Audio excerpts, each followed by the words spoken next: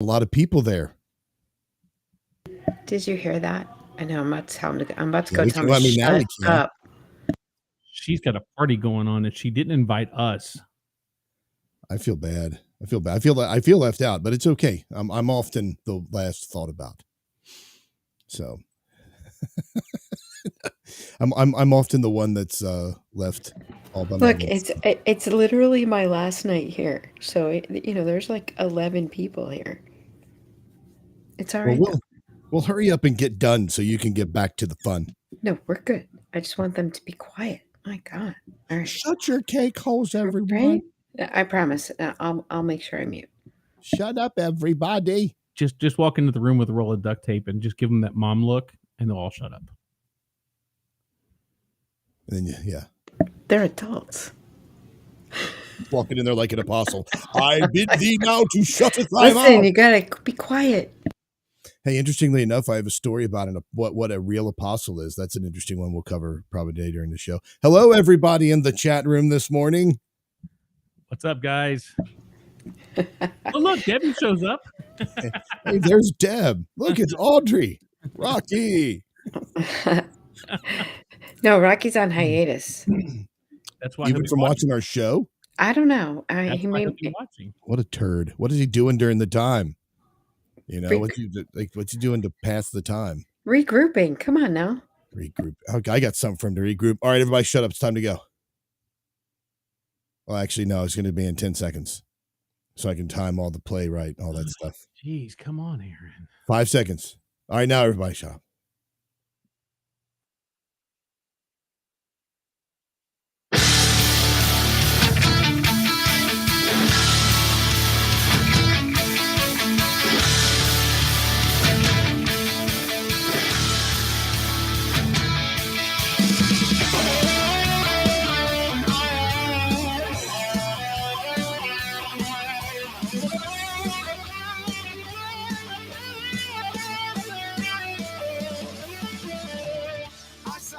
Welcome to the Breakdown, everybody. This is Aaron Barker broadcasting from an undisclosed location deep behind enemy lines, asking the questions that get you kicked out of Bible study and sent to therapy. Thank you all so very much for the opportunity to be in your vehicle, office, residence, warehouse, farmhouse, hen-house, outhouse, or doghouse, wherever it is you may be listening to the broadcast today. Got a lot of stuff to talk about tonight. Gen X moms wondering what's going on to the American dream. Maui wildfires and irony from J.D. Greer, the former Southern Baptist Convention president, and as always with us is the lovely Miss Information herself, Erica Sauer. Good morning. Good morning. And to the bearded pastor himself, good morning, Brian. What's going on, folks? Awesome. So, okay, folks, big show today. You can also be a part of the show. Don't forget that by going over to breaktradio.com, clicking on the mic in the bottom right-hand corner. We will play your sound off sometime, I promise. It'll be played sometime. If you call and leave a sound off, it will be aired on a future date or during the show. Sometime you'll be able to get that. And also, since we're here right now, I'll go ahead and get this out of the way too. The entire show that you're watching right now is sponsored by the Breakdown Outfitters. So if you go over to breaktradio.com, click on the Breakdown Outfitters in the top, and that is where you will be able to go to the store, and buy all the fantastic merch, which honestly keeps us going here. It keeps us running. We appreciate you very much. Those who have already purchased and had their products sent out, you've got your fantastic tinfoil hat protecting you from any alien abductions and or radio waves that are also coming from the federal government, all those 5G towers all over the place, and any potential probes from the TSA. Those have not been evaluated by the FDA, so please know that. Fantastic products there for you. So as you purchase that, you will be supporting the program. We are very, very grateful for when you do. Y'all had a pretty good week this week? Yeah. Great week so far. Yes, sir. Yeah, Eric, you've been down in Florida. Yeah, it's my second week of court-ordered vacation, I feel like. I haven't looked at an email. No one's calling me. I feel like it's a huge problem. I'm also having trouble sleeping. But, Why? I don't know. Is it personal issues or problems? No, nothing like that. I like to work. That's why they had to order me to take 2 weeks off with no contact. I'm like, okay. I I am fine with not having any contact with work like that. You know, and but here's the big question, okay, that we have to get out of the way before we do any more of the show. Okay. Last week, it got a little testy, a little fiery between Bryan and Erica here. It did. Are things between the pair of you okay now? Oh, yes. I think we're fine. We made up. It was all good. Did you all have like a private, separate, secret chat about something, or was it all just like, no, I'm good, leave me alone, don't talk to me, I'm on vacation? No, we had a little chat, right, Bryan? We had a great chat. Yes. Yeah. Wonderful. Dang. Oh, I'd love to hear what happened in that chat. What did you all say to each other? No, It wasn't in our chat, the three of us. No, it wasn't in the. No, it was fine. It was Bryan? not in the trifecta of entertainment here on Mojo 50 and the Crusade Channel's chat. No, it wasn't there. If I remember it correctly, and Bryan can correct me if I'm wrong, I think he asked me if I was okay, and I said yes. And yeah. I mean, there was more to it than that, but it was fine. There was so what you're telling me is that you all had a private conversation, the contents of which you will not reveal on air. It was short, but point. I mean, yeah, when you argue with your friends, you got to make sure everybody's okay. Yeah, okay, that's good. That's good. So now other people are wondering, is it going to happen again? Because that was pretty cool. I guarantee you it's probably going to happen again. But the cool part about it is when we were talking, we were just basically making sure we didn't hurt each other's feelings. Yeah, Aw, like that's so Gen X. like Or no, Gen Z. I just want to make sure he's all right. You all right, buddy? Are we? You good? Wait. I think I reached out to you first. Yeah, you did. Absolutely. Okay. All right. I would if you want to be clear, I would not have reached out first and made sure that he was okay. You're like, I don't care. Brian can just fall over and die. I don't care. No, I just would have. I would have been like, if he has a problem, he'll let me know. I'm sure. Whatever. Well, Brian has that knack, and I think have an uncanny knack. I found out today or this week that apparently I am channeling my inner Apostle Paul, because apparently he takes people off everywhere he went. Yeah. You know how aggrandizing that was. Do you realize? Sir, I know better because I'm new. I was like the Apostle Paul. Interesting you bring that up. I have a story about an apostle. I think I mentioned that in just a little pre-chat before the show, but I do have a story about what an apostle is, which is really going to make some people mad, I'm sure. So we've got that we're going to cover here in a little bit. Now, first thing I want to hit to right now, we're going to dig deep into the chum bucket, plumbing the depths of the internet's most fascinating accounts of this wonderful world in which we live. This actually was at a baptism recently. This is a 6-second clip that has gone viral from a young child that was about to be baptized by the family priest. And evidently, he had some qualms, maybe some theological disagreements. Perhaps he's like a young Martin Luther. I don't know. But here we have this, which happened at the baptism of this young child.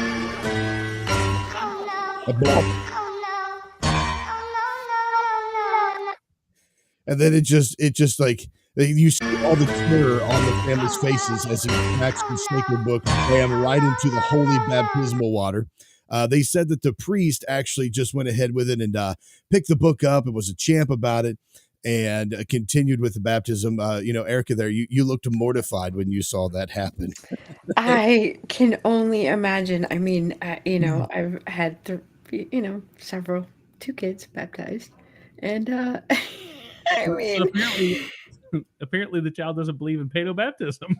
Yeah, you just want. Well, first of all, that child is quite old for if it's a Catholic baptism, that kid's pretty old, right? Like normally they can't. Normally they can't do that. Now that child was 11 months old. Yeah, that child was 11 months old. What's the customary age? A child shortly, like 8 weeks, 10 weeks. 6-8 weeks, yeah, usually, yep. Okay. Yeah, they can't usually do anything but possibly cry. Like that's pretty funny, right? Well, I remember seeing the one clip where the kid cried and the priest smacked the kid. Smacked him, right? Yeah. That I mean, yeah, you have to expect stuff like that. If that happened in my family, by the way, we would still be laughing about it. That kid would be a star. That would be the most hilarious thing ever. It almost puts you in mind of the baptism scene in Godfather. And that kid's like, he's just growing up to be part of the Corleone crime family right there. He's like, I'm making my Listen, mark over here, Dad. Did you see in that? my Did you see what I family, did there? in my family, the priest comes over now. Okay, so we've had several things happen. I'm just gonna tell you, this is hilarious. We've had several things happen along these lines to where now the priest just gives us all a little speech ahead of time, like, remember, you guys, this is how things work.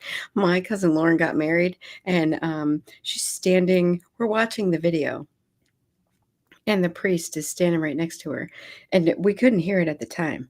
And she leans over, she says to the about to be groom in like 5 seconds, right? And she's like, I have a surprise for you. And he goes, what? And she said, I forgot my Spanx. You know what Spanx are, right? Yeah. Okay. So she says, I forgot my Spanx. And the priest walks over and he says, I have a surprise for you. I'm mic'd. So like we all heard that whole thing. Oh It man. was like, okay. Thank So goodness he'll you like didn't say, hey, I'm pregnant. right. Thought that's where it was going. Oh, did you He'll get come in and say things like, listen, remember, I'm wearing a microphone. The church key does not mean bottle opener. We're not keeping liquor in the music room during the funeral. These are the things that you're not doing. Okay. Well, it You know sounds like it's your bad. family has a good time at all functions. You're You know, supposed to it's celebrate bad life. when the priest has to come in and start making ground rules for a family function. All right. There are over 80 of us. So when we all get together, there does need to be rules. Oh wow. There'll Well, be none of this. There'll be none of this. There'll be none of that. And you, I'm watching you. I mean, Okay, so I totally got us out off though. What's your oh no, apostle? I was about to ask, is there one person in your family where the priest is like, and you? It's just like, or is it all just everybody's equally as bad? No, there's definitely a group of us that he pulls aside separate with our own warnings. Like, seriously, don't make me tell you again, kind of thing. Now, Oh, wow. do you have like a family priest that is just kind of like he's the one that presides over all of your family functions, or is it a parish Yes. I priest? mean, there's a couple, right? Like, sometimes the parish priest will leave and he'll go somewhere else, but there's some that have been around like our whole lives that do everything, and we just they'll come in town. You have them come when you need to have them do something like that. Wow. That's awesome. That's awesome. All right, now let's move on here. Okay, this is I'm sure you all have heard about the Maui wildfires that have been going on down in Hawaii this past week. 36 people so far have been killed in those fires down there. It's fueled by winds from Hurricane Dora hundreds of miles away, making its path through neighborhoods, causing residents to have to take shelter in the ocean to survive. 14 people, including 2 children, have been rescued from the water. Others have suffered burns, etc. Now, this is a story from the New York Post, and it is an actual like a before and after of the photos. This is just it's terrible. I've been to these places. Like, I've walked in Lahaina. This is terrible. Oh, that's crazy. Like, yeah, here's one picture. This picture is well, you can see this one here. Let's just move on to the next. And this is the exact place there as it's burning down. My goodness, look at that. And wow, that is absolutely insane. Here's another one here. Here's a topographical photo, like a satellite photo of all, on this side, of course, what it looked like before. And this is what it looks like after and during the fires as they're raging through down there. Just completely decimating that lovely area down there. Of course, I've never been to Hawaii, but always wanted to go. Here's another shot of this. As you can see, they were calling for people, anybody with boats, to help get people off of the island down there. So that's another shot there. So just a ton of devastating pictures and stories that are coming out of that area. So continue to pray for them, pray for rain in that area as well, so that those folks can get at least some a break from all the fire that's burning down there as well. Here's another shot. I'll show you this real quick as well. This is a downtown area. I'm not sure. This is Front Street, lined with adorable storefronts. It's a popular tourist attraction. That's before. This is after here, the fire. And then we have... It's just terrible. It is. I've not really been paying much attention to this. I've is this have anything to do with like volcanic activity, or is this something else? Well, there is Mount Haleakala on the island of Maui. I don't know if it was erupting and spewing ash, and that's how the fire got blown by the wind. I actually don't know. It said wildfires. Well, that's what I thought too, but normally I haven't heard of any volcanic eruptions. That's why I was asking. So, Not that I know of. oh, Moderna, that's great. We got an advertisement. Oh my goodness, look at that. That's horrible. That's terrible. Creeping up on my show. There's another picture there. Then the after picture there too. Let's see here. It says that let's see, this is from Reuters. How did the Maui blaze start and what we know about the damage to Lahaina? Is it Lahaina? Yeah, Lahaina. That's how it's pronounced. Let's see. The causes of the fires, which started Tuesday night, have not yet been determined. However, the National Weather Service has issued warnings for Hawaiian Islands for high winds and dry weather conditions for wildfires, which it canceled late Wednesday. 85% of U.S. wildfires are caused by humans, according to the U.S. Forest Service. Natural causes include lightning and volcanic activity. The Hawaiian Islands have 6 active volcanoes, including one in Maui. You would think that if this started by a volcanic activity, that they would be like, oh yeah, that's what started it. That's what happened. But they're kind of like, yeah, we don't know. We're not quite sure if it's man-made or if it's they're not really saying, right? Like they're saying that it's still undetermined at this point. They think what the cause is. Yeah, I mean, I was wondering if anybody's made any kind of assessments, like it's global warming, or if they've tried to pull something silly like that, or. Well, it probably is. They're going to blame it on global warming, of course. That is all over the place. It doesn't look like, and I'm just kind of going through a map right now. It doesn't look like there's any active volcanic activity there at all. So, yeah, so definitely continuing to pray for those folks down there in Hawaii. What's going to be horrible is if you come up with one of those things that shows those just like erupting, like those spontaneously erupting fires like they had up in Canada, in Newfoundland. Was it Newfoundland a few months ago? Where it was just like bam, bam, bam. All these fires just started at once. And people are like, oh, that's a death ray. That's a fire ray by the government. I mean, I'm not death ray. Yeah. I didn't see the death ray. I mean, I did see the government started that fire and all this kind of stuff, and it was all caused, but I didn't see that it was the death ray. I missed that. Dang it.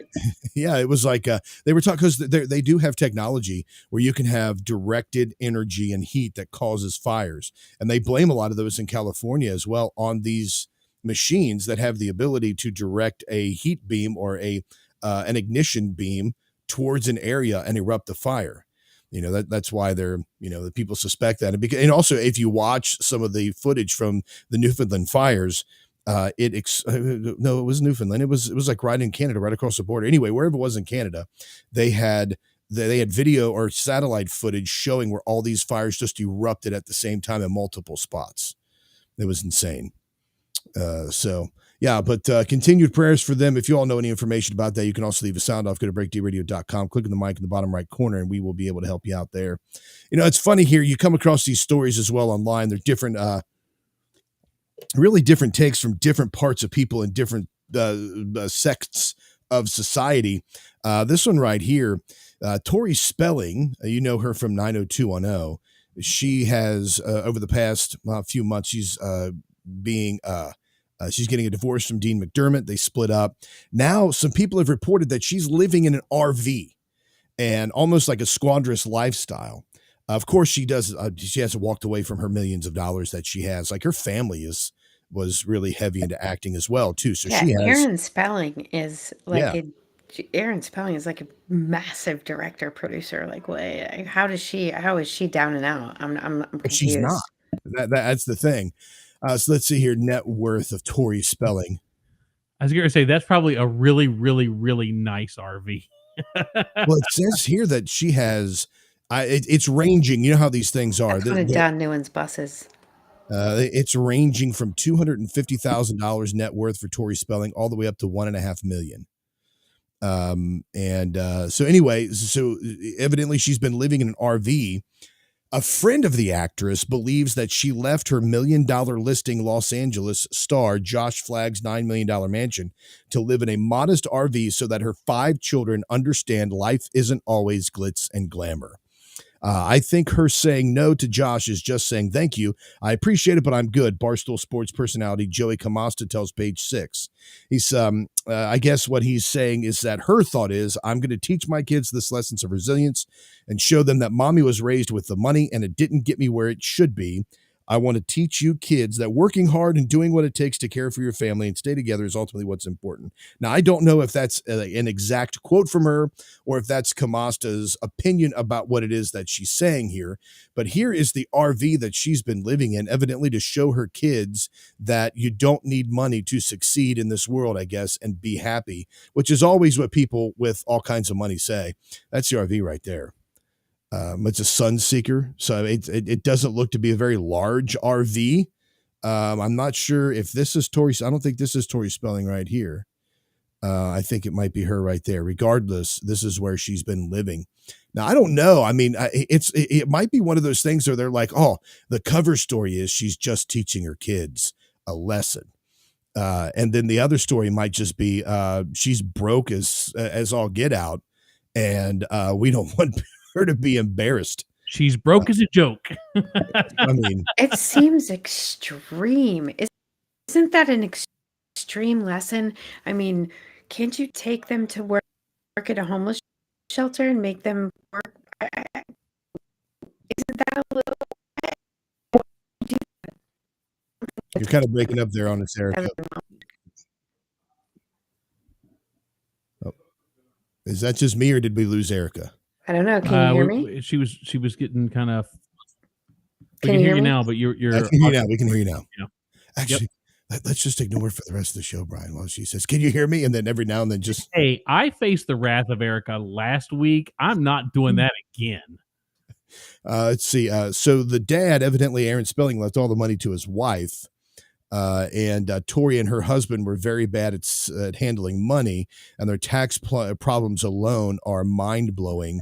And so it's very possible that this is just, hey, kids, let's put a positive spin on this. Mommy's not broke. I just want you all to learn what it's like to be broke. This is an experiment. Right. Not quite sure I believe that. And that blows my mind too, because all these people always think about, if I had millions of dollars, if I won the lottery, if I was a football star, baseball star, I had hundreds of millions of dollars, et cetera, coming in, that would be fine. I would be good. I would be, I would be set. I would be able to manage, et cetera. The amount of people that were professional wrestlers back in the 80s and 90s that were making really good money for that time, a lot of football stars and a lot of baseball stars, et cetera, sports figures in general, that make all of this money at like 21 or 23 years old, getting these massive $1 million contracts. And then a couple of years later, they're bankrupt because they don't know how to spend money. They don't know how to manage money. Actually, they know how to spend money. They don't know how to manage money well. Right. And it's like, it's almost, you think about you putting your pearls before swine. These people get this money thinking it's going to get them happiness. But what they do is they end up spending thinking that they're never going to run out. It's the folks that save that stuff and invest that stuff and start businesses and charities and things like that, and religions. That's really where it's at. Ask Joseph Smith. I was watching, and I don't know if it was a YouTube or a Facebook short or something like that, but there was Shaq was talking about how he has like the world's record for the most money spent at Walmart in one night. Oh yeah, I've heard that. And I can't remember how that was. And then there was another one when he first signed his first contract. I think he said he spent, it was either like $500,000 or maybe it was $1 million in one afternoon.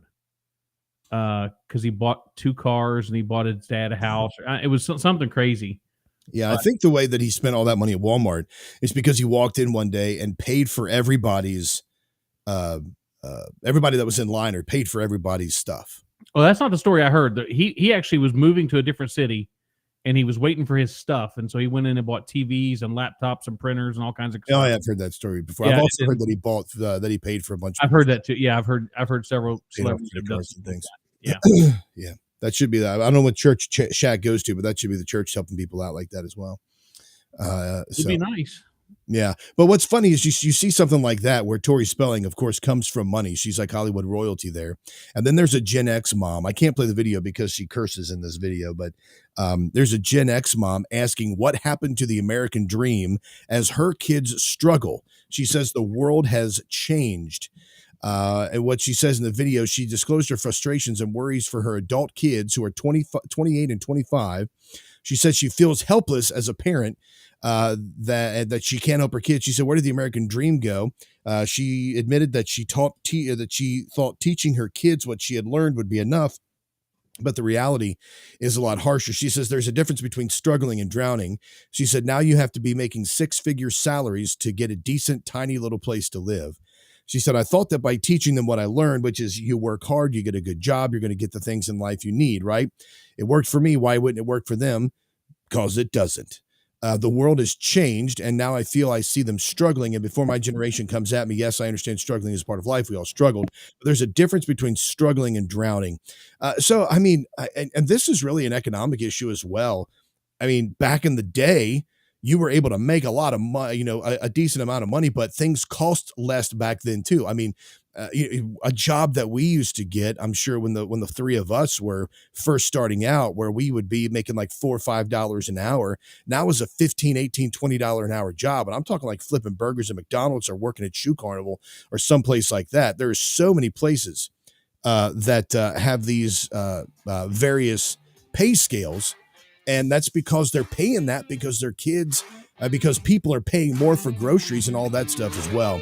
All right, folks, we're going to take a quick break. When we get back, we're going to talk about the thing that is ironic coming from J.D. Greer, the former SBC president. Don't go anywhere.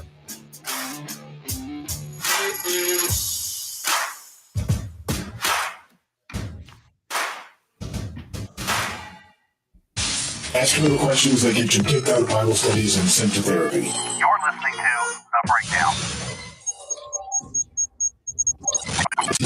Hi, it's Doc Thompson for Matthew 25 Ministries. Matthew 25 Ministries is one of the few charities I'll actually endorse because I know them. I've worked with them, and I know almost all of the money that you donate goes to help people. Go to m25m.org, m25m.org. Fast Track Student Loans can get your student loans out of default, stop any wage garnishments, stop collection calls, and stop seizure of your tax refund. Give yourself a break. Stop the stress and get your student loan payments down to as little as $25 a month based on what you can afford to pay. 800-709-4395, 800-709-4395, 800-709-4395, 800-709-4395.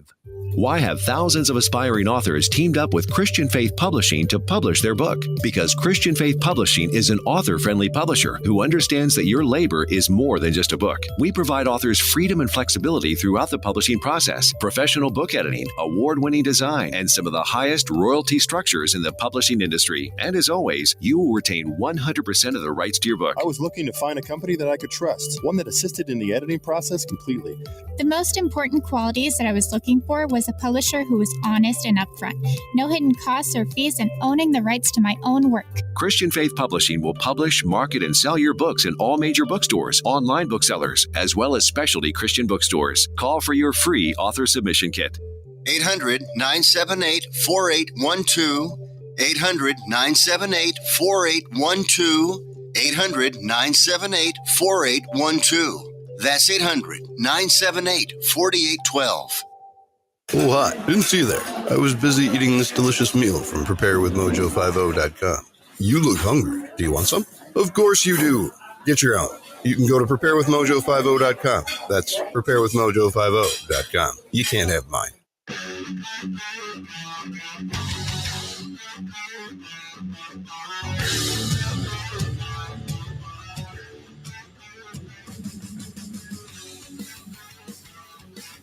The struggle is real, not just for Gen Zers, but for Gen Xers and all the others as well. Welcome back to The Breakdown.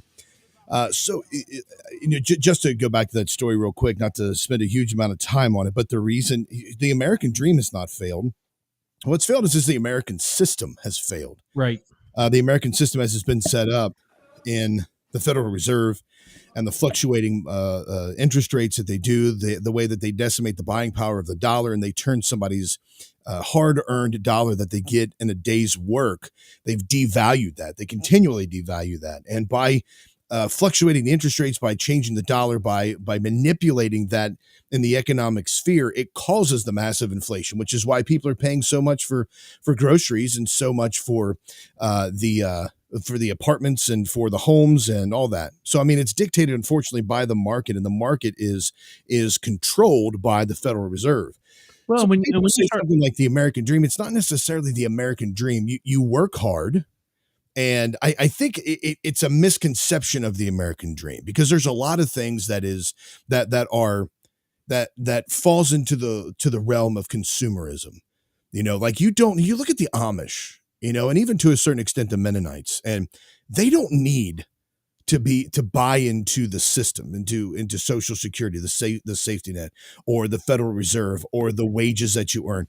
They go out and with their own hands create, make, grow, cultivate, and perfect those things that have been put here by God in the first place. They don't pay taxes. No, I'm pretty. Yeah, they're not that I'm aware of. The Amish don't pay taxes. I mean, I think they're exempt, right? I mean, because they would be considered a religious group. I mean, we have Amish guys that build roofs on all, like, at major capital projects on a ton of our apartment complexes. I guess I just never realized that they didn't pay taxes. Okay, it says here Amish and Mennonite communities pay certain taxes but are exempt from others. But they pay their taxes just like every U.S. citizen. Here's all the info to debunk the mix. This is from Market Realist. Both religious community pay their taxes just like every U.S. citizen. They pay income tax as well as property taxes, even though they don't benefit from property taxes that funds public schools. Most Amish children go to private Amish schoolhouses. The only taxes the Amish get a break on are Social Security taxes and workers' comp. Here's a breakdown of the tax exemptions they enjoy. Let's see. That's significant, by the way. Oh, Even sure. that, even just not having to Yeah, it's huge. pay that is pretty significant. Yeah. But I mean, yeah, I thought the Amish were only limited to, like, you can only make a certain amount, actually. You can't just go crazy with your income. You can only make a certain amount, but I didn't know that they didn't pay taxes. Yeah, well, now certain ministers as well. If you're if you're a minister, like a pastor, or I think if you work at a ministry, I didn't try it when I worked at a ministry, but you can actually, if you are working in ministry, your first year doing it, if you submit to the IRS, you can actually potentially be exempt from Social Security as well. As a minister, so you don't have to pay those Social Security taxes that you would have. I'll have to research this, and then maybe I'll get back to you on it for sure. Just put a pin in this. But I think anyone can opt out of their Social Security contract. Oh, Just that'd saying. be cool to know. That'd be really cool to know. I mean, honestly, when it comes down to it, that's the kind of stuff Bill Cooper was talking about before he was killed in his front yard. That whenever you sign your page, whenever you sign it, what is it, Eric? Is it W-4 or is it a 9? Whatever it is you sign. When you sign your W-4, Yeah. yeah. Or when your parents asked for a Social Security number for you, which they were told that you were required to have, they signed the contract for you. You were issued a number, but you can. It's. I don't think it's easy, and I'm pretty sure anybody can do it. If I spend the time looking it up, I might just do it. Yeah, well, I actually look it up and let us know that that could be a topic on a future show. Yeah. But the what was my train of thought I was talking on there? Anyway, yeah. So the exemptions from the Social Security are something that you can that you could potentially. Like I said, I didn't know that an average citizen would be able to do that. That would be amazing if you were able to. So what was I saying right before that? Because I had a really good point. It must have been really good because it just slipped right out of my brain. I'm so sorry. That's all right. But anyway, we'll figure it out. Maybe we'll just revisit this topic in the future. But yeah, so like, I think I was talking about Bill Cooper. Yeah, the sovereign citizens, the free citizens, where they really what people are trying to do, and a lot of folks are also trying to do this in like the in these readout communities. They're trying to extricate themselves completely from the system. I don't want your Social Security safety net. I don't want your taxes. Oh, that was the other thing. That's what I was going to say. When you sign that W-4, you actually sign that you're consenting for them to tax your wages. They can't tax income. I think is it income or wages that they can't tax, but it's a ploy that they play on you to where they get you to consent that they can actually take taxes from you. But anyway, all of that is part of the sovereign citizen movement. Those folks who don't want to be a part of the system, Right. let us make it on our own. We don't need your schools. We don't want need, we don't want your Social Security. We don't want your Yeah. Medicare. We don't want your Medicaid. We don't want any of it. None of it. I'm almost positive. I mean, I think you have to legally do it. It's not something you can just like say, "Hey, I don't want to do this." You can't just write a letter and get it notarized. It's more than that. But Yeah. I'm pretty sure I've heard about it. That and the fact that I don't want your water. I don't want your electricity. I don't need your goods and services. None of it. Yeah, and trash pickup, water, sewage. I mean, you got to have a well. You got to have a septic tank. You're gonna you got to make sure you take care of it yourself. Yeah. And I'm all for somebody who I enjoy the way I enjoy certain technologies. I enjoy the internet, of course. I enjoy the gadgets, and it's not like I am advocating going back to an agrarian society. What I'm advocating going back to is a free society that allows us to trade between individuals and between. But you could do that. I mean, all you have to do is take a piece of that land that you have that you're living off of and lease it to the cell companies, and they'll put a cell tower there, and you can have internet all day long. Yeah. Well, what's amazing and pay you, right? So what's amazing is and Aaron's talked about this. He's touched on this a couple of times on the show before. Is that there are prohibitions against collecting rainwater. There's prohibitions against living off or I think there were prohibitions against naturally milking your own cattle, or there's all kinds of prohibitions on even like goat milk and things like that. There's all kinds of crazy prohibitions that they try to keep people in the system. I got a good friend of mine that has a piece of property out in Brown County, Ohio. And he's like a tech head. I mean, this guy is a genius. And he used to work for Bell Labs before it was split off. And one of the things that he did was he bought this land and he put out the geothermal heat, and he put out his own windmill, and he set up, solar panels, and he's done the whole thing. In fact, he generates income from the utilities that the township demands he has to be a part of. Right. Yeah. But if they use power, right, they buy it from you. If you if you collect more than you use, they'll buy it from you, right? There's actually I don't think that's everywhere, but on our family property up in Pennsylvania, there's a gas well that's been there since my father-in-law grew up there. So it's been there since before he was around. The gas well was, and then they actually installed or they went and installed the pump to get the gas out of there that supplies certain houses in the area. The family gets a kickback. It's not much, but the biggest thing that they get is the fact that they get free gas because it's on their property, and they're leasing that out. They're leasing the rights of that out to the government, which is utilizing it. So, and they do that for electric as well. I think Bryan has told me about this before. People that collect solar power actually get money because they send more electric to the electric company, something like that, Bryan? Yeah, so they're hooked up to the grid, and basically instead of drawing from the grid, their electricity flows in either direction, right? So it goes from the greater source to the lesser source. So if my house is generating more power than it's using, it goes back into the grid to be recirculated to someone else. Yeah. And so and then they pay you for those kilowatts. The meter actually flows backwards, believe it or not. It's kind of wild. But they don't all do that. They don't all pay for it. But some Duke will, and I know Duke covers a big part of the eastern United States. I know that Paducah Power here locally, you have to have a special exemption to do that. And this is a bunch of rural land out here, but you have to have a special exemption in order to be able to do that. So I talking about taxes there, so that you all know, this week the IRS has ended most unannounced agent visits to taxpayer homes.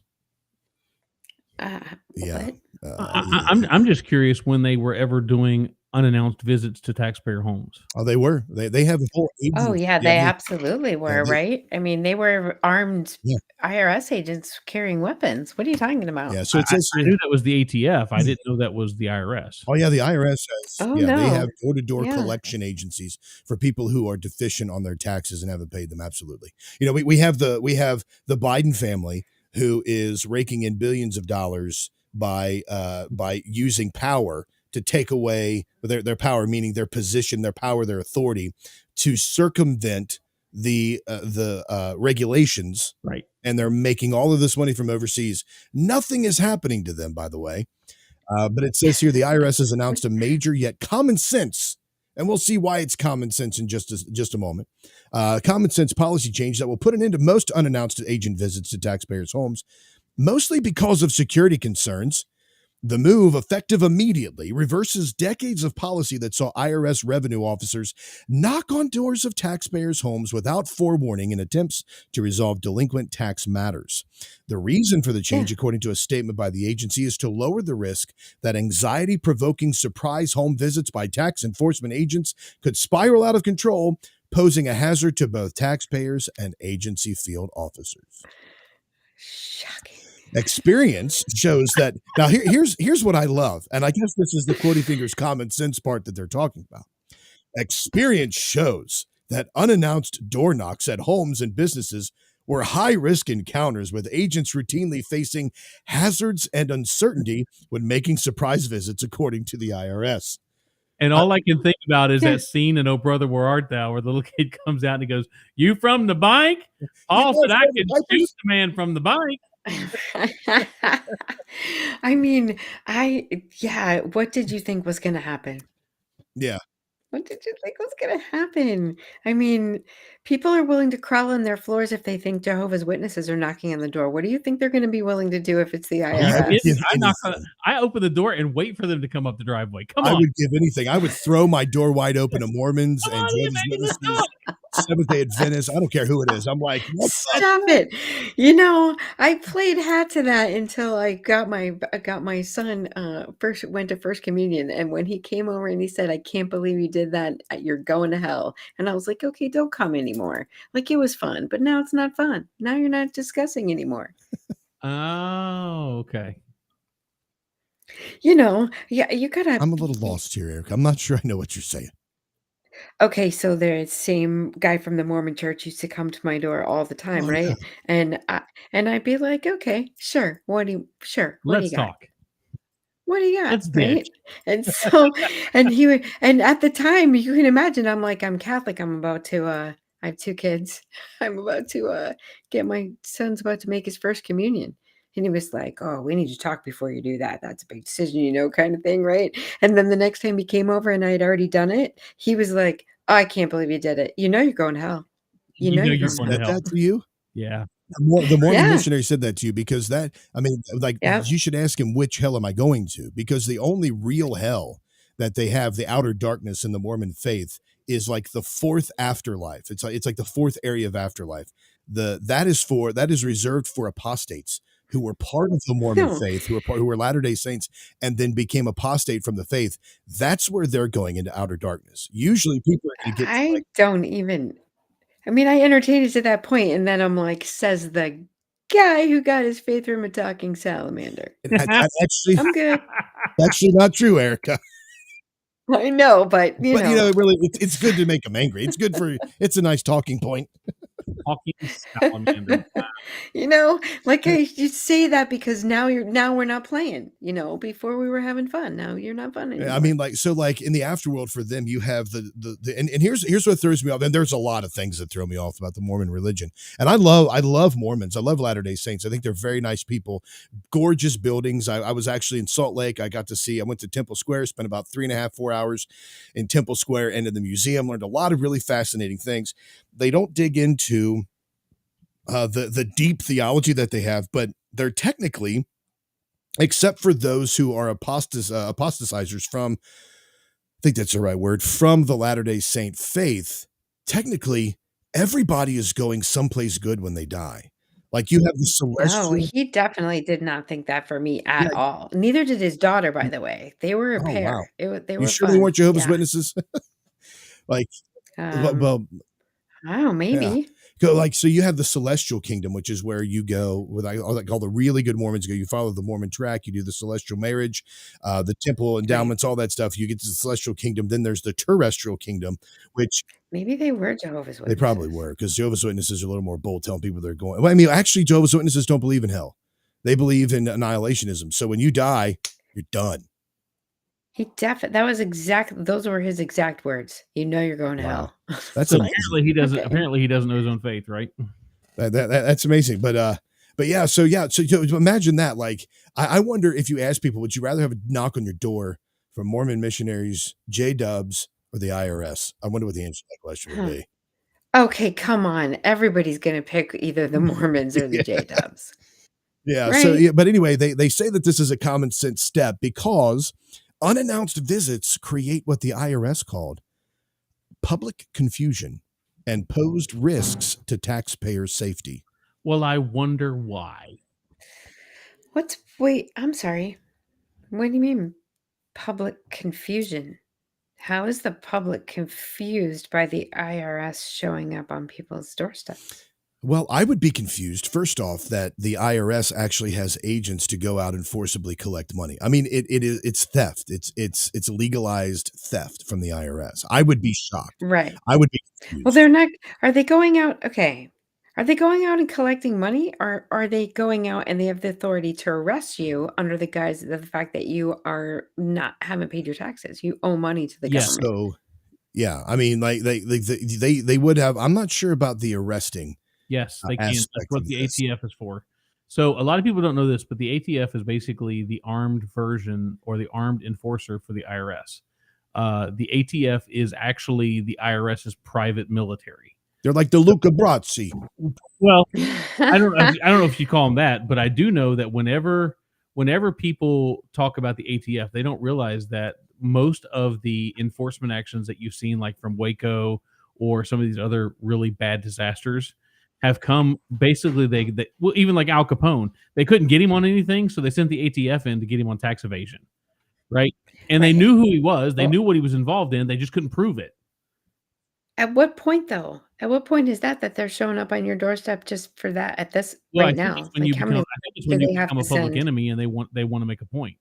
So it says here on the IRS website that, let's see here. Well, I did have a description. Hold on just a second. An independent proactive decision maker, you'll conduct field examinations of individual taxpayers and small businesses to determine liability. You will also use the latest in computers, telecommunications, and data management systems and apply your knowledge of IRS code, rulings, court decisions, agencies, policies, regulations, etc. As far as arresting powers, they're the ones, the 80,000, that they were supposed to, I think it was like 87,000 agents. Those were for evidently like higher crime or higher revenue businesses and things that are companies that were avoiding taxes. And that's why they were sending them out with guns as well. But yeah. They're just going to raid entire office buildings. I mean, Well, they've done There's it. footage of them showing them how to do it, how to clear rooms. Yeah, it's not it's a lot of people thought it was funny when they made all the big stink about during the Obama administration about like the Department of Education buying up like 27 million rounds of ammo, the Department of Agriculture buying up millions of rounds of ammo. No, I didn't think it Well, was what funny. they I were doing thought is it was number one, they were getting it off the market so that you and I couldn't buy it, and number two, they were funneling it back into other agencies like the IRS and the ATF. okay. So help me understand this. You surround an office building. I don't know. You surround a company. This is their building. What does the secretary at the front desk have to do with evading taxes? Oh, I would say that people like that would probably be investigated. They would you don't just say, hey, that business right there. They've done extensive investigations. Right. I still don't. Just take the books. Why are you raiding the building? Because they have to justify. They have to justify what it is that they do. See, Now, a lot of people don't know this, but the IRS is tough that way. But usually, your state governments are even worse because your state governments can come in and put a padlock on your door if they don't like what you're doing. Well, at your Yes, business? they can come in. Well, yeah, of course they can, because in order to be a business and to operate, you have to be registered with the Secretary of Right. State. So they do have the ultimate power to shut you down, and they can come in and put a padlock on your door. and it's not just And them. you're Absolutely. guilty until proven innocent. And with the it's not just IRS them as and the well. Yeah. During the like right before, and when I was working at a ministry, right before COVID, and then after COVID, when that started, you saw all the enforcement that they tried to roll out during COVID, shutting businesses down, forcing people to leave, etc. All of that was unlegislated. That was a completely that was the executive orders demanded by the governors of each state, each respective state. But the health department, if you have fail a health inspection, there was also where, and I was working at a ministry, they wanted every single person. We did a summer camp. They wanted every single person that was going to be on property during summer camp where kids are going to be there to have a background check. Now, background checks only say whether or not you've been caught. They don't say what you're going to do in the future. They just say whether or not you've been caught. Now, so doing background checks for regular employees, that's a commonplace thing that businesses do. But they wanted background checks. This is the Department of Health in the county. They wanted every vendor, every contractor, UPS drivers, FedEx drivers, linen drivers, people that were just there for 15, 20 minutes, dropping off linens and picking up dirty ones. The FedEx driver that was delivering a package, the Coke delivery guy who was dropping off the bags in a box for the soda machines. All of them, they said, had to have a background check if they were going to be on property with kids on property as well. They fought that in court, in our state representative actually got that law changed to reflect that. But what happened there was, you had to fight that, but it was a bad optic trying to say, in fighting in certain regards. But yeah, they do have that power. And in this same week, when they're talking about this, there was a Trump supporter. The FBI raided his home because evidently he had made certain threats towards President Biden and another person. And he was a 75-year-old man by the name of Craig Robertson. Neighbors described him as a teddy bear, but he was the kind of man that would sleep with a gun under his pillow. I think that's a good man.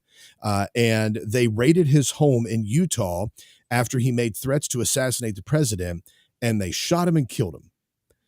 He allegedly pointed a gun at law enforcement. And here's yet another danger about this, too. Not that the IRS is going to go there in the middle of the night. But they raid this guy's house. He points a gun at one of the law enforcement officers. I should say law enforcement. At one of the NWO enforcement officers. And they shot him, right? What would you do if in the middle of the night somebody busted in your front door with guns, screaming, yelling, flashlights in your face? I mean, honestly, there's no response when you are awakened like that from a dead sleep and trying to protect yourself, and then they shoot him and he bleeds out in his front yard. They said here that well, maybe that's a good reason for them not to do the unannounced visits to taxpayers' homes. Exactly. They need to take some lead from the IRS. It says here that Craig Robinson, 75, allegedly pointed a gun at law enforcement during the incident Wednesday, which led to what locals described as, I'm sorry, let me rephrase that. Craig Robinson, 75, allegedly pointed a gun at the NWO enforcement agency during the incident Wednesday, which led to what locals described as a hail of bullets at the home in Provo. A hail of bullets. One man points a gun at multiple officers and everyone opens fire. Yeah. Then I mean, then to make it, if you could make the matter worse, he was then dragged out of his house, bled out on the sidewalk outside his home, covered under a sheet. So I bet they didn't call for any kind of medical attention or anything like that, did they?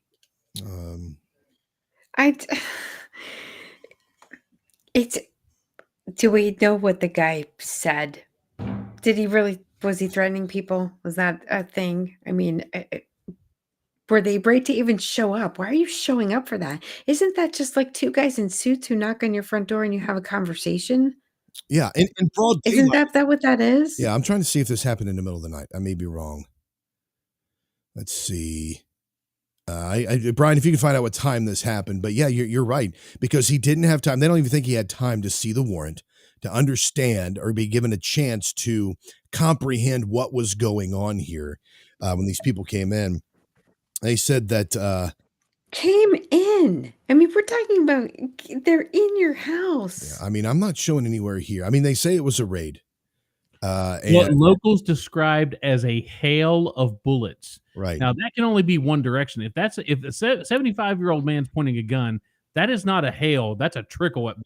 Okay, hold on before you say that. He did have automatic weapons on property, right? They did find Automatic? AR-15s, semi-automatic, and he may have been fired, but I don't see anywhere that he fired anything.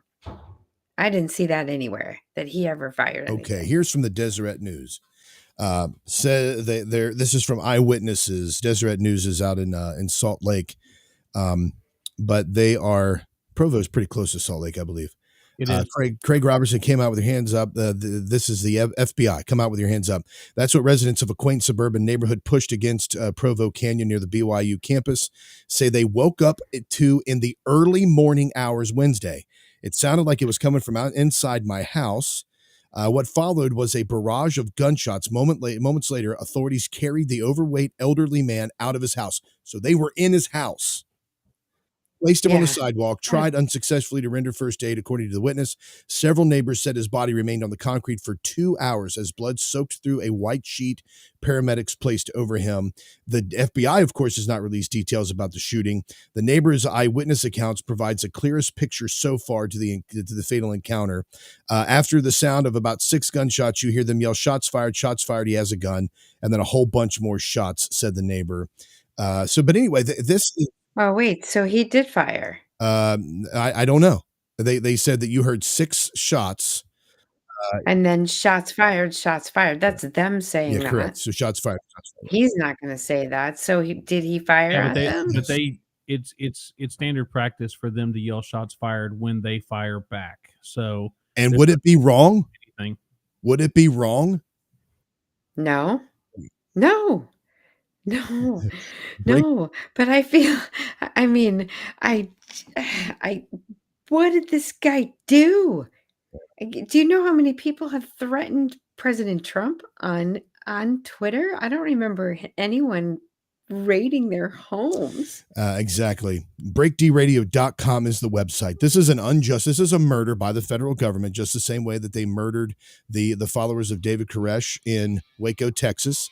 They murdered Bill Cooper. They murdered the Bundys out in Utah as well. They're murdering people left and right. And if you fire against them, you're the bad guy. All right, folks, sound off on that and more at BreakDRadio.com. We'll get into a lot more coming up after the break, including that story about J.D. Gear, so don't go anywhere.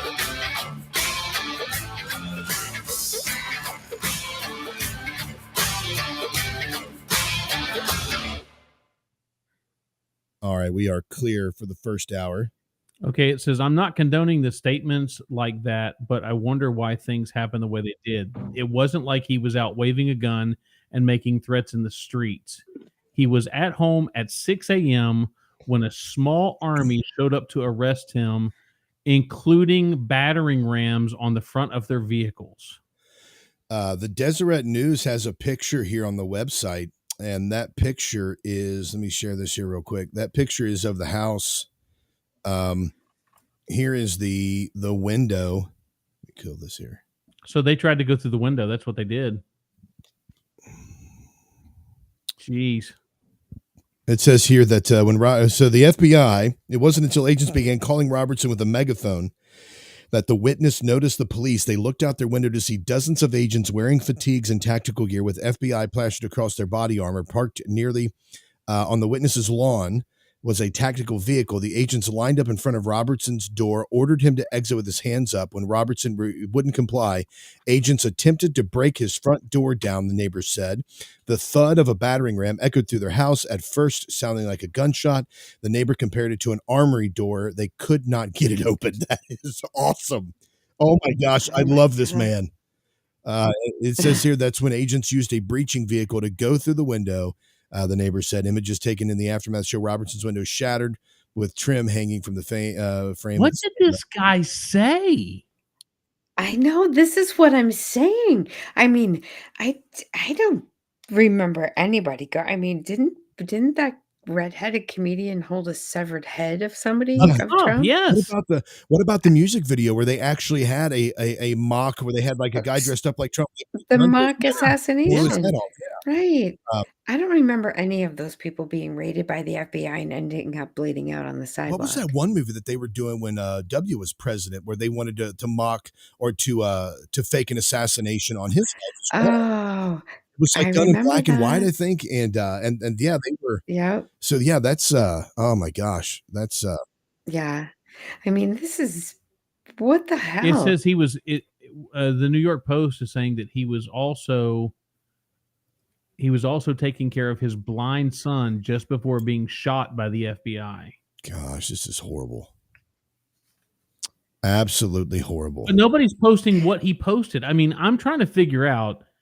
It can't be out there anymore. I'm sure they've taken it, right? I mean, they have to have removed it Yeah, if they're saying it caused that big of a problem. Yeah, but I mean, my question, there's if got to it be caused something. Yeah, if it caused that big of a problem, somebody needs. I mean, you would have to consider that would have to be a credible threat, an actionable threat for them to use that kind of force to go in on somebody. Yeah. I know it said that he did have several. It said plural AR-15s, which doesn't matter. I mean, I can have a I shot. have plural AR-15s. So I have plural weapons in my home. Brian, don't tell people. I don't care. Stop. Okay. Anyway, I think there has to be more to it than what he tweeted. Right? I mean, there Well, just has to. you want to hope so, but I'm telling you, I don't think there was, or people would have made a bigger stink about this. You would have been hearing about this guy in other places if that was the case, and I don't know. Just for this guy to randomly be picked out by the FBI, something else is going on here. But, and Aaron can attest to this too. What's going on while they're making us watch this? What are they doing that we're not paying attention to because we're watching this? And this makes no sense. So we're going to spend all this time trying to figure it out while they're doing whatever. Exactly. And Aaron, I don't know if you had anything on the show. I was trying to get something ready for it, but I wanted to talk about the fact that now that Trump has subpoena power, all of a sudden the J6 Commission destroys all of their records. Wonder why. Wow. Have you heard that? I have not. Maybe you can bring it up when we get back from the break here. If y'all need to take a break real quick, go ahead and do that. I found what the guy said. Okay. I found two posts Okay. that he said. We'll talk about that when we get back. Okay. Was it a credible threat? And in your opinion? No, it was not. It was All an right, unjustified entry. It was an unjustified way to treat this guy. This was actually they were just doing it because the guy's a white MAGA Trumper patriot, and they were. Now, do I agree with what the guy said? No, I think it was stupid. Again, but still. watch this hand while we do something over here. Yeah. All right. That's exactly what it is. Are you taking off as well, Brian? You gonna be back or? Yeah, I'm gonna run in here real quick and get a water. You need anything? All right, folks, we'll be right back. Look, check it out. The corner of your couch, or whatever that is, right there. Yeah. Looks like the corner of my couch over there with the same wall color. We're not in the same room. All right, we'll be back momentarily, folks.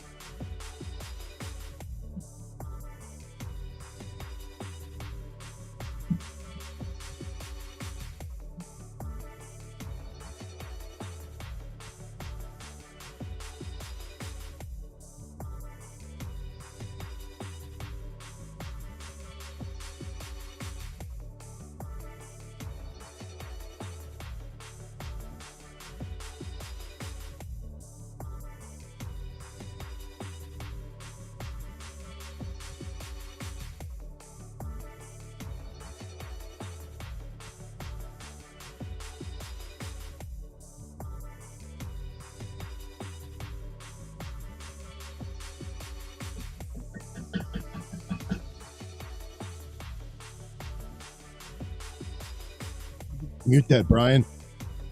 Mute what? Your mic. Sorry.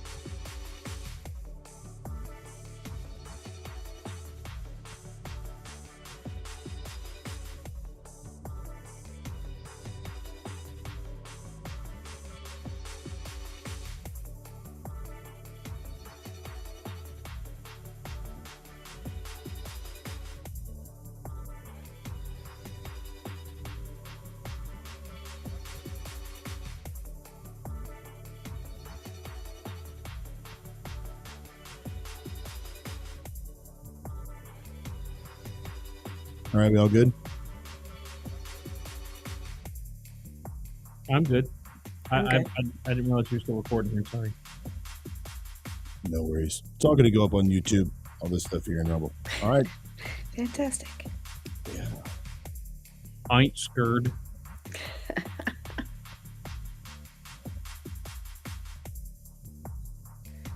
All right, here we go. Mute the mics.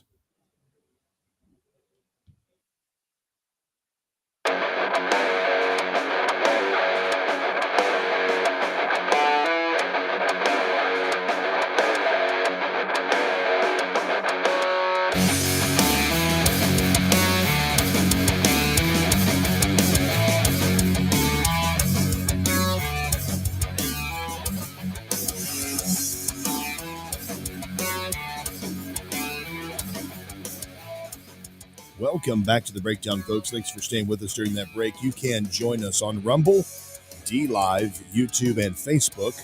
Also, join the chat rooms over there, and you'll be able to leave your sound off by going to breaktbradio.com, clicking on the mic in the bottom right-hand corner. Also, that will get you on the show. We'll play it and make you famous. So during the break, we found with our crack investigative team, right, Erica, and right, Brian? That's right. So we found We have researchers. We have a research team go out and take some look for us. Yes. Yeah. So back in February 4, this is what Craig Robinson posted. Now he did this in the typical all caps, right? That's probably what triggered the FBI, is the fact that the guy did it in all caps when he posted on Facebook. Right. Right. But it says here, let me turn this off there. It says here, sorry, I got to read it like it's wonderful dream. I dreamed, I'm not going to yell the whole thing. I dreamed I was in a dark corner of a Washington, D.C. parking garage. I was standing over the body of the U.S. Attorney General Merrick Garland with a bullet hole dead center in his forehead. In my hand was my suppressed Smith & Wesson M&P 9mm, smoke wafting from the muzzle, the Star-Spangled Banner playing quietly in the distance. I thought to myself, what an amazing patriotic moment, as shivers of liberty and freedom swelled my heart for our amazingly great country. That's what he posted in February. Are you all laughing at that? I am. And then the other post that he made, this was March 30. I'm not sure. Oh, no, I'm sorry. Here we go. Where is it? The other one was digging out my old ghillie suit and cleaning the dust off the M24 sniper rifle. Welcome, buffoon in chief. Mm-mm. Okay, I can see what No, that's a that threat. second one is a problem. Yeah, I can see that. Does it merit the response that the FBI had? No. Exactly. The Not state at all. murders people. The state kidnaps people. The state steals children. The state comes to your home if you don't pay your taxes. The state comes to your home if you drink raw milk or save your own rainwater or have your own garden. They come to your home or they refuse to let you work or enter certain places because you don't have an injection. Adele, by the way, this past week, I'm not sure if you saw that. She said that she is banning anybody from her concerts that has not partaken of the government juice. Okay, hold on. She's saying you can't buy my ticket. You can't come to the You concert. can't come to the concert unless you're vaccinated. Exactly. Okay, whatever. Yeah. So that now, what does that mean in the grand scheme of Bye, things? Adele. I mean, why? Just the fact that you're starting to demand this in your presence, that people have this. This is crazy. Well, what's even more ironic than that is that they're doing all of this stuff knowing that this stuff has been proven ineffective, knowing that it's not had any effect on anything that we're doing. They And don't know that. they do know that. They don't. You think that? Who did you say that was? Not Taylor Swift. Adele. You said Adele. Okay.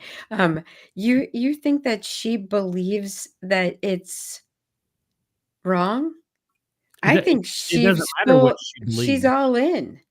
So, like, they don't know. They don't know. They think that you're crazy. They think Yeah. what you're saying is insane. You know, Like, we think they're crazy but I'm telling you, they think we're just as insane as they are. I promise. It's definitely the same on both sides. Speaking of that, there is a story here that myocarditis has spiked in the military after the introduction of the certain government juice. Let's see here. That's why I said government juice. I didn't say anything more specific as that. But also, the EPA authorizes a release of 2 billion more GMO mosquitoes as reports of malaria surface in states that already released them. That's an interesting one there. We're also going to get to what you're thinking here in just a moment. J.D. Greear is pastor of a mega church, and he was also the former president of the Southern Baptist Convention. And that's the largest collection of Southern Baptists in the United States as of right now, nay, the world. Summit Church pastor, former SBC president J.D. Greear is under fire for a tongue lashing he gave his congregants during a recent church service, chastising them for coming in late, not making personal connections with guests, treating church like a religious show and production, and ironically enough, streaming the service from home rather than coming to in-person services. Let me see if I can show you. Let me see. I'm pretty sure I have this video here in the. Yeah, I think I do. Let me go ahead and pull this video up. This is an ironic statement, however, as Protestia points out, because they have touted, the Summit Church has actually touted for years their massive production value that they have. So it says here, let me see, executing the vision. Here it is right here. This is their website.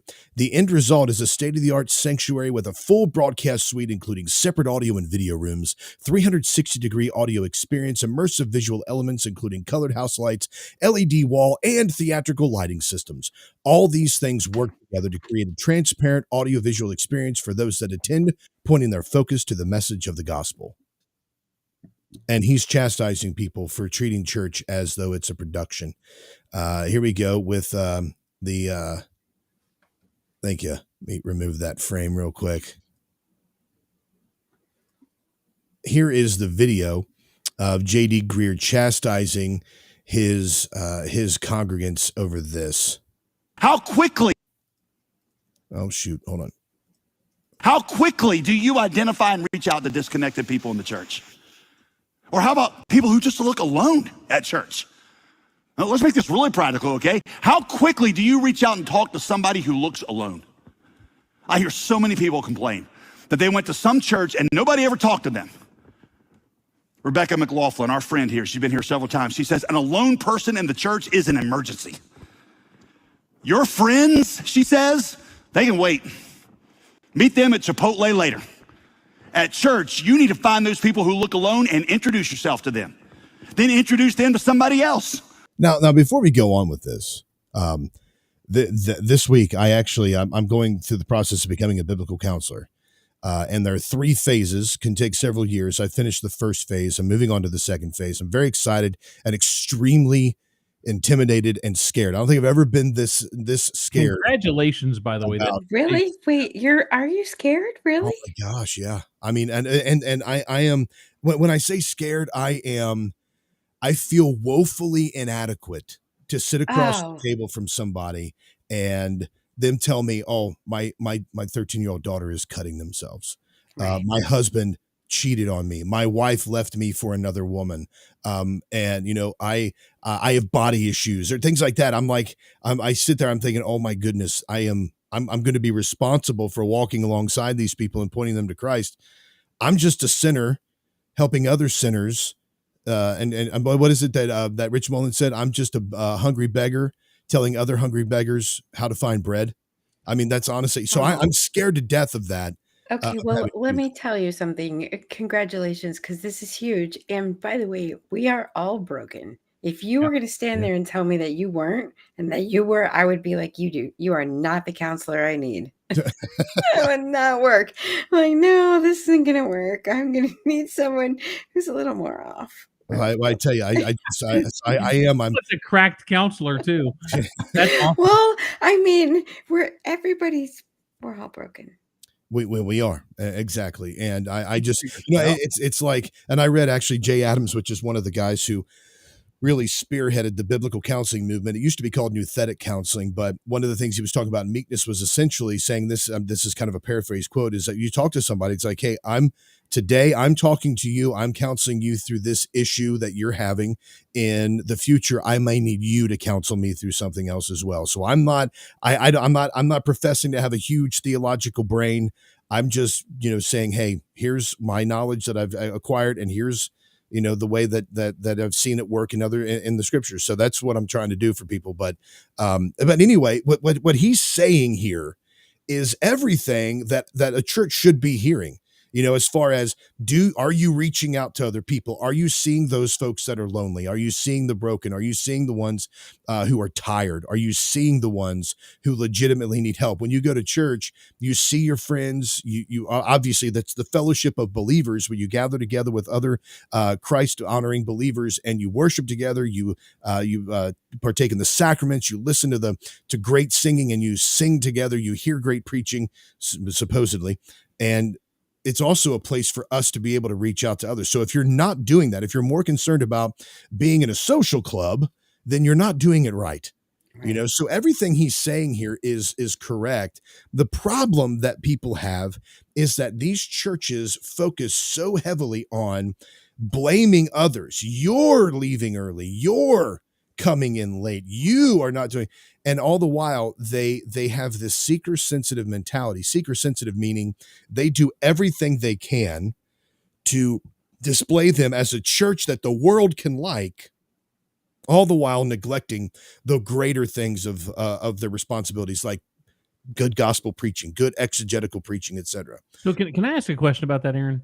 Sure, absolutely. I don't know much about J.D. Greear other than I've read a couple of his books, and I've listened to some of the stuff that he says. But in a large church like that, I don't necessarily have a problem with a production value. Are you saying that they put that production value over like important doctrine? That's the way in most of these churches, it seems. I can't say yes, that's exactly what they do. But when you talk about, because a lot of these churches use corporate language, executing the vision, having a clear line of sight, all of those, that we're having a conversation, or we're continuing, all of those things, they kind of move into the church, and they turn the church into a corporation. That's where the church growth movement came in, where they were incorporating all of these worldly ideologies and understandings for corporate growth and marketing to try to make the church appear more appealing to the world. And what happens? I'm sorry. Go ahead. Performance art is they made it a performance. It's exactly entertainment. Now, usually what happens in those situations, Brian, is, and I'm sure you've seen this as well, usually what happens in those situations is doctrine, hard teachings of the Bible are laid aside for the weaker things of the Bible, the more, the more inconsequential matters, 7 steps to financial freedom, 5 steps to a better sex life, 13 steps to being a better neighbor. They're condensed to these socialistic type of, or more socialized type of messages, rather than preaching the gospel of Christ, how that applies to your daily life. Doctrine is always the thing that suffers. The gospel is always the thing that suffers, because that's the hardest teaching that you hear in churches. You're a sinner. You've broken God's holy law. You stand in condemnation before God. He is totally just and totally justified in condemning you to hell for eternity because of your sins against him, because of your homosexuality, because of your fornication, because of your blasphemy, because of your theft, because of your lying and deceit, because you're not honoring your parents, because you're not putting God first. All of that stuff, hearing that stuff is hard teaching. You know, if you read the book by John MacArthur, the hard sayings of Jesus, and walk through what Christ did in the New Testament and how he spoke to people and the hard, harsh things that he said to people, they walked away. They didn't want to hear it. So in these situations, yes, the gospel is always the first thing to suffer because it becomes watered down and becomes a more palatable, socially acceptable type gospel so that people will listen to it and not think that the church is mean. Well, I don't have, I don't have the budget that JD Greer has, and I don't have the I don't have the resources that some of these large churches have. But I will tell you that almost 2 years into being a pastor, there is a serious deficiency with people running the church the way that it needs to be run, because they do stupid things like, oh, we'll just believe God for it.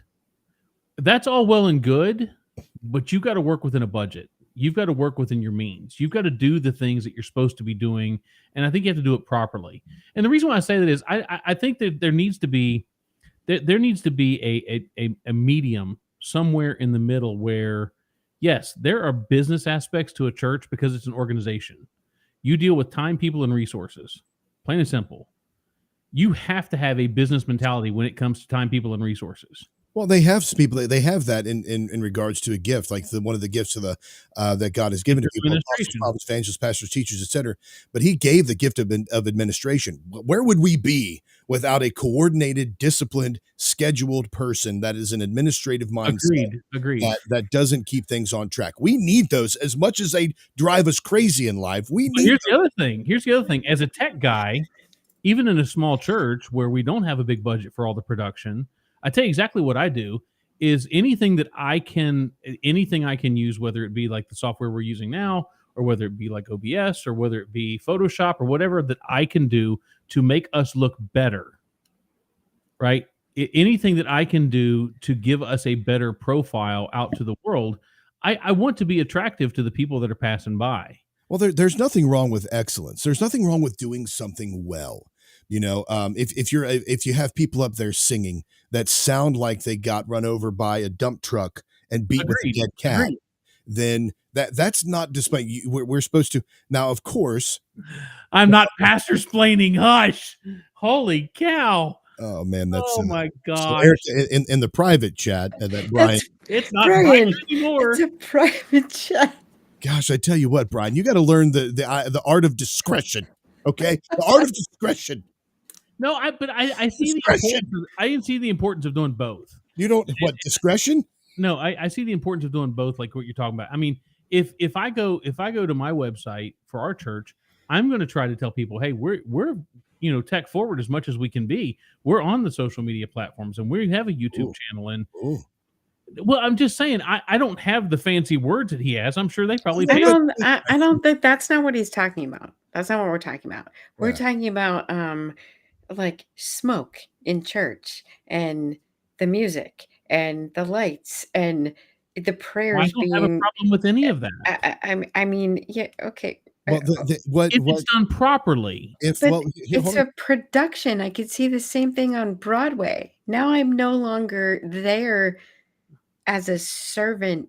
I'm sorry, member. I've said this for years. Then I'm there to be entertained, and you better entertain me because I'm paying for it. There is a production value for the church service. There has to be. Well, Bryan, show me that in Scripture, because now you've made a moral imperative. There has to be. There must be a. Well, I can tell you that value. I can tell you that the temple guards, their entire job was to teach people the proper way to worship and to lead people in the right ways to get to the altar. Did they have smoke and lights and social media?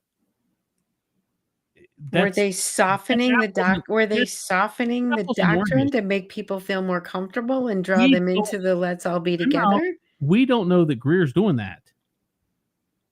We don't know that Greer's doing what exactly. Aaron made a supposition, that said that doctrine's always the first thing to go. That's not necessarily true. That is 100% true. So because I stand by that. Okay, so because Greer has all this my statement, stuff, So because he has all this fancy stuff, then he's watering down his doctrine. You know that. No, well, no, that's not listen. why he's watered down his doctrine. He's watered down his doctrine because he has all this fancy stuff and he didn't continue to say the things that he should have said, which was what he had to say there in order to say, hey, where are you guys? No, my You question is, he has obviously he watered wasn't down his saying he obviously wasn't saying that all along, or he wouldn't have had to have that little lecture at all. I'm asking, has he watered down his doctrine? Do we know that for a fact? Obviously, I don't know that for a fact. I don't watch that guy. First, I'm not sure why you're getting so worked up over this, okay, and over this particular statement. I have just from an anecdotal value. Let's see here, just a second, and I'll show you because I have spent in one of my job aspects when I worked for a ministry was I had to spend my time doing this right here. I had churches that were submitting for permission to come and utilize our services. And this is what I did. I went to their website and I would say, okay, here's Summit Church's website. Here's what I need to do. Here's what I need to do. I need to go here. Y'all can still see this, right? Mm-hmm. Okay. I go here. Where is their belief statement? What we believe right there. Bam. There's what they believe. We are a gospel-centered church, sending church, etc. Now they do have their doctrine listed here, which is good. They have that doctrine listed here. Okay.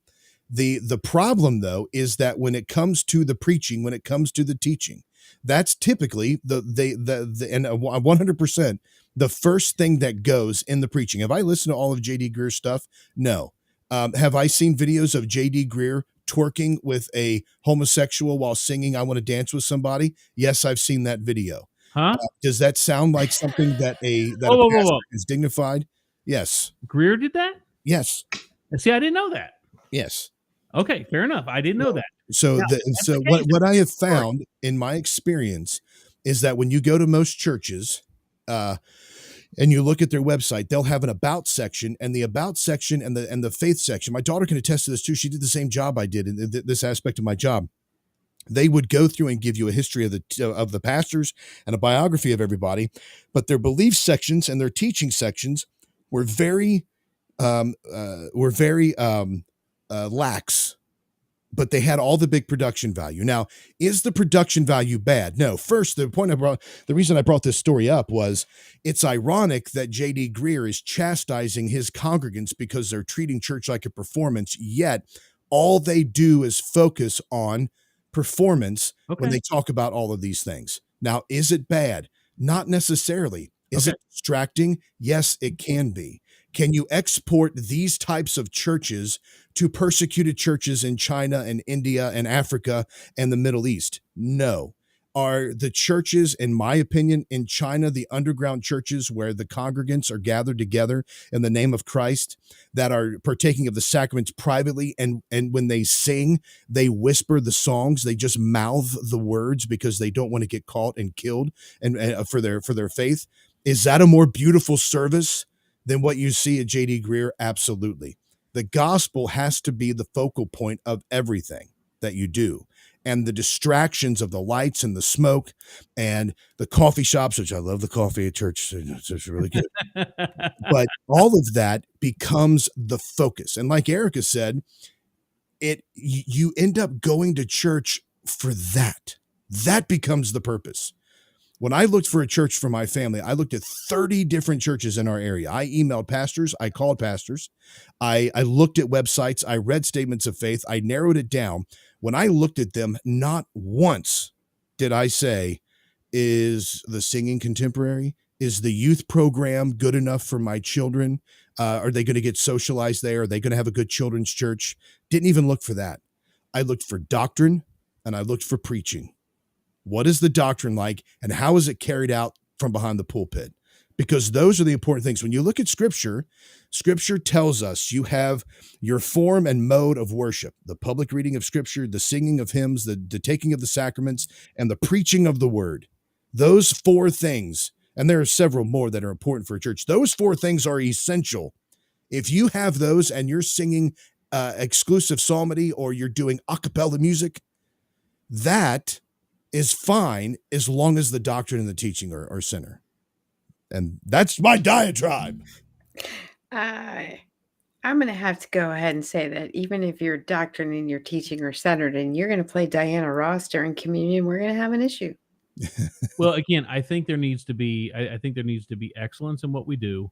I don't have a problem with the production part of it as long as the doctrine doesn't take a dive. And I just think that I've been around too many people who want to criticize when the smoke and the lights and why do we look like we're going to a nightclub. I'm sorry, I've never been to a church with smoke and lights and thought I was in a nightclub. Okay, I didn't mean to strike. I've obviously struck a nerve, which I didn't mean to, because I didn't know about that with you. I didn't know that you had this. I didn't know that you had this. My concern I is just this. don't think you should go to church and feel like you're at the Rocky Horror Picture Show. Well, hang on. Well, we can talk about this on the other side of the break, Brian, because we got to take one real quick. All right. What's your thinking coming up next? And Bad Theology. Keep it locked in right here on the Dooku Mount Breakdown.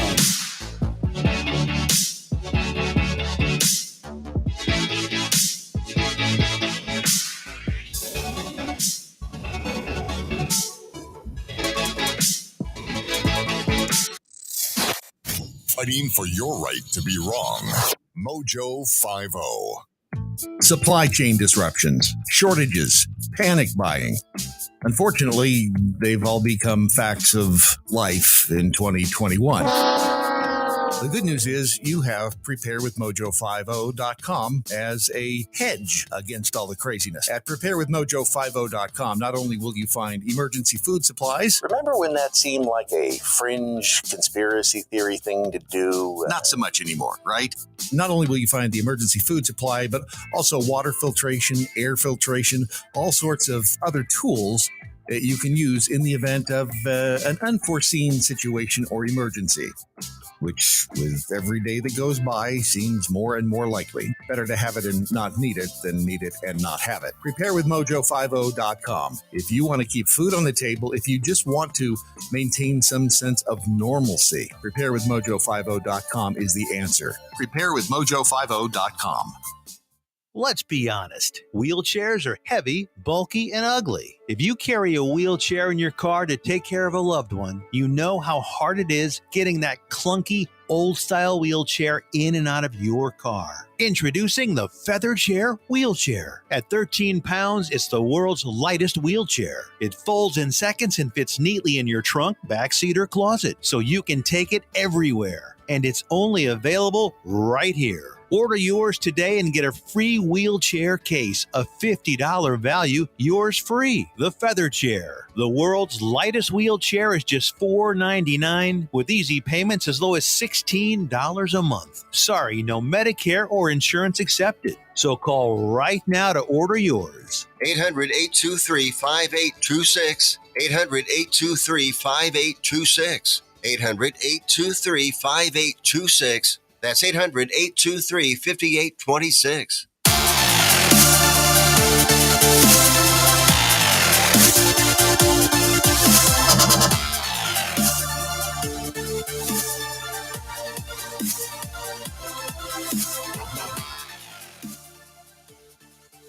Welcome back to the breakdown, folks. This is like the Rock'em Sock'em Robots right now happening on the breakdown. 2 weeks in a row, Bryan and Erica are going at it. Come on. I didn't know that Bryan was into, Les Mis theater in church. No, I just grew up in a very, very traditional denomination, and it always really ticked me off when you had people that were like, oh, the sound system's too loud, or why are we singing off the wall? Or why do they talk like that? Exactly. Why does the pastor have to have a cordless microphone? That's not stuff we're talking about here, Brian. No, we're talking about the irony of a pastor chastising folks for treating church like it is it's a production. Yet all the while, that's all the church focuses on is trying to be a production. Perhaps you've added to this culture of it being like a coffee shop socialization hour. Yeah. We don't have a coffee shop at my house, at my church. Not you. God, man. I mean, I'm lucky if we can get donuts on Sunday morning. Are you kidding me? Dude, I'm gonna. You know, but the thing, you know, and again, am I against the lights and all of that stuff? Not necessarily. I kind of am. Well, yeah, Erica, that's fine, and I appreciate your stance and your opinion. But I mean, like, so you have, but there's a case to be made, and I think I Just made weird. it. I'm sure I would get used to it if I thought that what I was hearing, or you know, I'm sure I could incorporate that. I will brag on my church because I've been in churches where the things are chaotic. I grew up Pentecostal. I've been in some chaotic church services. I've also been in church services which are like a funeral dirge, and I've been in church services that are the you know the lights and the smoke and the loud music, etc. I've been in all of those worship services. So I only say this. The way that I see it is, if the gospel is being proclaimed, if the gospel is being preached, I can let go of some of that other stuff, some of those other things that I would say would fall in into preferences, right? Right. But if that takes center stage ahead of the gospel, that's where my problem is. Yeah. That's where the problem is. For I would me. agree with you that. know when a church has, and I'm not saying Greer has this, I don't know if they do or not, but when a church has rooms that they rent out to people to do yoga classes in, that's wrong. You can't do that. If a church out here, you know, Brian's got one coming up. I don't want to get off too far in the weeds on this because, as mentioned, the gospel needs to be proclaimed. You need to sing worship songs. Now, it doesn't necessarily have to be exclusive psalmody, which, to be honest with you, I would be 100% fine with. If we had an evangelical pope and he said, "My first decree is all churches will now sing nothing but a cappella psalms," I'm good. All right. Yeah, I I'm mean, happy. you know, I'd be okay with that. Yeah. See, even Erica's on my side, Brian. That's okay. Pastor man. You all have the right to All be right. wrong, and you exercise it frequently. But I think what we're coming across here, Erica, is the intersectionality of a recovering Catholic and a Pentecostal pastor. Or maybe a recovering Pentecostal pastor. I don't know. Recovering Pentecostal. You better not let the wrong people hear you say I'm that. not worried about that. I know what I believe. Look, I think you're fine. You're fine with your wireless mic. You're fine with your upbeat music. You're fine with your lights and everything. But if I feel like I'm at a game show, I you know, I might, come on down. Right? If it's putting on the Ritz, I'm gonna feel I don't know. All right. I won't be in the right mood. That's all. Scratch that sermon off my list about putting on the Ritz. All right. All right. So real quick before we get into what you're thinking of bad theology, right here, what is an apostle? This is from Ligonier.org. If you are not familiar with Ligonier Ministries, Ligonier, Ligonier.org, started by the late R.C. Sproul in Ligonier, Pennsylvania, probably one of the premier theological resources ever. Is the Ligonier website. They have tons of free stuff, fantastic books. They give away a lot of stuff as well. I have a boatload of R.C. Sproul resources, books, the Reformation Study Bible. I've got hundreds of hours of his teaching, and I've listened to hundreds of hours. Probably the most instrumental person in my life to help direct my teaching. Him and Todd Friel, that have kind of directed my teaching into the Reformed faith and really helped me understand things more deeply. But this is an article written by the editorial over at Ligonier Ministries, talking about what an apostle is. And you see this a lot, especially in specific Pentecostal churches. Apostle so-and-so. And sometimes it'll be apostle female so-and-so. Which is a completely different topic altogether. So later on, this story here, or this article says here, since 12 of those who were disciples of Christ later became his apostles, the two terms, disciple and apostle, are often confused. Although the terms are used interchangeably, they're not synonyms. An apostle enjoyed the office in the New Testament church, a special office. The term apostle means one who is sent. Technically, an apostle was more than a messenger. He was commissioned with the authority to speak for and represent the one who sent him. The chief apostle in the New Testament is Jesus himself. He was sent by the Father and spoke with authority invested in him by the Father. To reject Jesus was to reject the Father.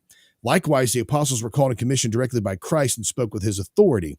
To reject apostolic authority was to reject the authority of Christ who sent them. You see the difference there between the authority that an apostle carried and because they were directly commissioned by Christ. So a rejection of the doctrine taught by Peter and Paul and John, that is a rejection of Christ's authority and a rejection of his teaching. In the New Testament, 12 disciples were commissioned as apostles, and then after Judas's death, they added Matthias in Acts. Paul's apostleship has always been a matter of dispute because he was an apostle that was born out of time, is what he said. First, an apostle wasn't a disciple of Jesus during his earthly ministry. 2, he had to be an eyewitness of the resurrection. And 3, called and commissioned directly by Christ. Now, Paul was not a former disciple. His version of the resurrected Christ was after the ascension, and he was not an eyewitness of the resurrection, but he was still called as an apostle. Now, I bring all this up because nowadays, one of those ways that you can see false teachings, false doctrines, and false religions is when they start claiming the apostolic authority that was held exclusively for those people in the New Testament times. All right. So by the late first century, the post-apostolic fathers clearly recognized that their authority was subordinate to the original apostles. So when you talk about people with the church fathers said this, the church fathers wrote that, this is here in the Didache, etc., that was still subservient to the doctrine of the Bible. So if the church fathers wrote something that was in direct opposition to the teaching of Scripture, you listen to Scripture and not to the church fathers. There are no official apostles alive today. Okay, just so people know that. There are no official apostles alive today. And also the story or the article continues that no one can meet the biblical criteria for the office or be confirmed by the original apostles as Paul was. The Bible is the only apostolic authority for us today. That was actually in the Reformation Study Bible as well. That's one of their articles that they have written in there. Fantastic resources. And I bring that up because so many people want to demand and claim that they have apostolic authority. They want to claim, touch not the Lord's anointed. They want to make the pastors out to be the guy that you can never disagree with, the guy you can never talk against, etc. When in actuality, they're not an apostle. They're nothing more special than a teaching elder. And they are very special, but they are not to be listened to and followed as if they were apostles of Christ. All right, so you can sound off on that, breakdradio.com. Click on the mic in the bottom right-hand corner.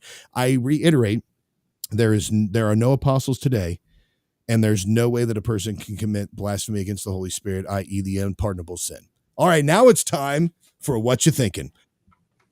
Who wants to go first? I think since Erica did not go last time, I think she needs to go first. Oh, God, fine. I'll go first. Just call me the bearded bus driver. Okay. What the crap was what that? What was that? That was very creepy. All right, gentlemen. Here you go. Minnesota colleges announce non-binary admissions policy. 2 affiliated Catholic colleges in Minnesota adopted a policy for the new academic year, allowing non-binary, gender-fluid, and gender non-conforming individuals to enroll in a men's or women's college based on the sex with which they identify. The college's previous policy only explicitly referred to transgender students, except in a frequently asked question that noted non-binary students must consistently live and identify as either a man or a woman. Are you ready for this? The revision contrasts with the definition of non-binary used in the queer glossary provided by the institution's LGBT student union. Now, this is the university's student union. The glossary defines non-binary as a continuum or spectrum of gender identities and expressions, often based on the rejection of the gender binary's assumption that gender is strictly man or woman. Do you want me to continue? Female identifying males can attend the College of St. Benedict for women, and male identifying females may enroll at St. John's University for men, according to the new policy. They framed the new guidelines updated last month in terms of their historic, and I quote, commitment to respecting the dignity of all persons, as informed by the institution's evolving understanding of gender and gender identity. Now, here's the capper. The policy defies the teaching of the Catholic Church and basic biology that are embodied as the male and female. In place of an ancient truth, these schools have substituted the superstition of gender ideology, which posits it's somehow possible to be born into the wrong body. So there's a little more. So these colleges are opening up admission to those people who are actively living as transgenders, saying that they're the opposite sex of what they were originally born in. That's what you're saying. So pretending to be what they're not. And correct. However, like the previous policy clearly was, if you are this, you have to continuously live as such. And it was the non-binary people that came out and said, hold on, we are continually by nature changing. We're non-binary. We can be men or women. So we have to be allowed to not have to continuously behave that way, yet apply to the college at which we feel we currently identify. This makes my brain hurt, I know honestly. this is stupid. This is just But they're doing it. But there's a clear. Did you guys know there was a queer glossary? They would have to with all of the with all of the alphabet soup that they put out every day. There needs to be at least an acronym glossary, because I get confused. An acronym. Can someone explain to me how Catholic universities have an evolving understanding of gender and gender identity? Well, first of all, most of them are good. I mean, can we just say, how does any university hold that position? Well, first off, I'm going to have to say, Erica, you find this idea completely absurd. I'm going to go with that one. Sorry. Me and Eric agree on that one. So here we go. Really bad poker face. You know that, right? No. Okay. All right. Okay. So Bryan and I think that you think this is absurd. Erica, who is writer?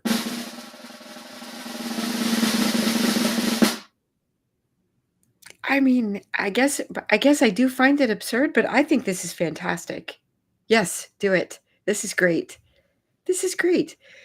Way to burn your institutions to the ground. If you have gone that far, if you've gone that far, then I think do it. Do it. Let's have. I want to see a bunch of women playing football at St. John's University for Men. Okay. I mean, right? I mean, it's not even funny. If we're going for this, just go for it. Yep. Yeah. I can see what you're saying on that. I can definitely see what you're saying. Okay, so you're going. I do. I mean, I do find it absurd, but I'm not against But you know this. what I find hilarious, though, is it's always the men that are transitioning to women to win at the sports. It's never the women transitioning to men to play in the sports. You don't have women that are trans women or trans men that are wanting to play for the NFL because they're going to get slaughtered. I mean, it's always always one it's way. coming.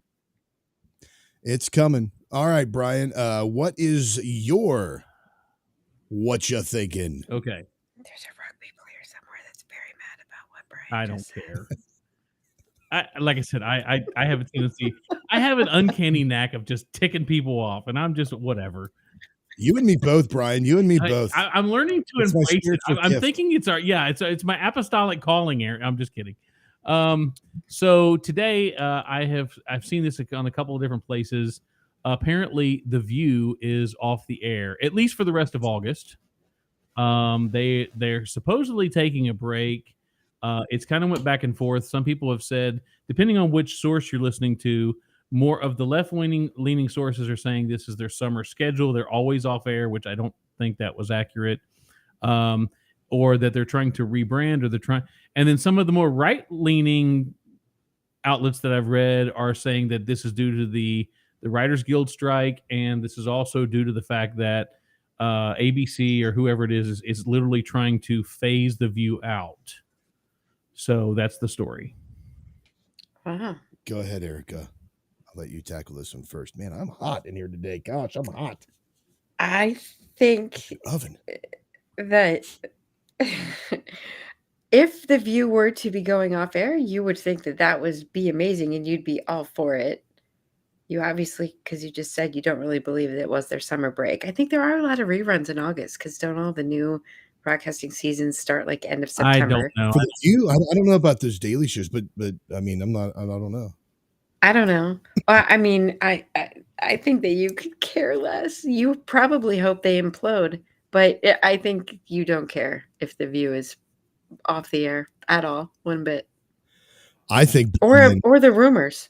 I think Bryan would want the View off the air any possible way, and that if it was the writer's strike that caused it, God bless the writer's strike. That's what I think. All right, Bryan, which one of us is writer? Hold on a second. Which one is writer?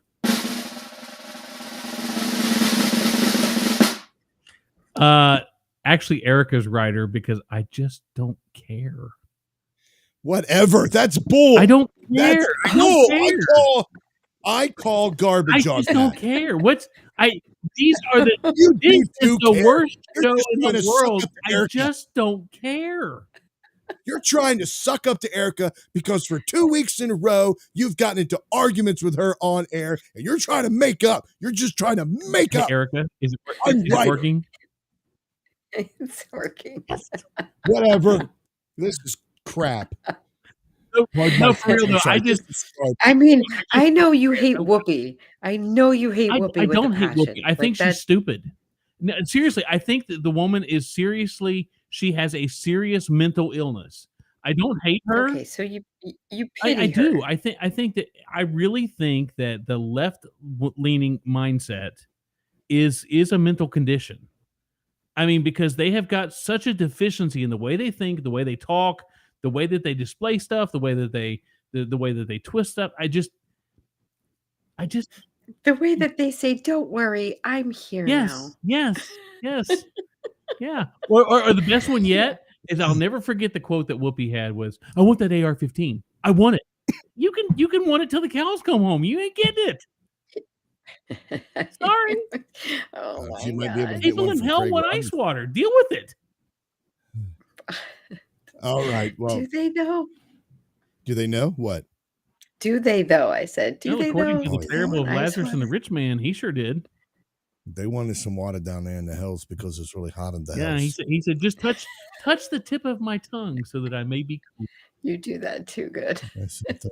Down in the hills, it's burning really hot down there. So they're like, hey, give us some water because it's burning hot in the hills. What, down we there. Muggsy now? What is this? That was Billy Crystal. Oh, is that what it is? Okay.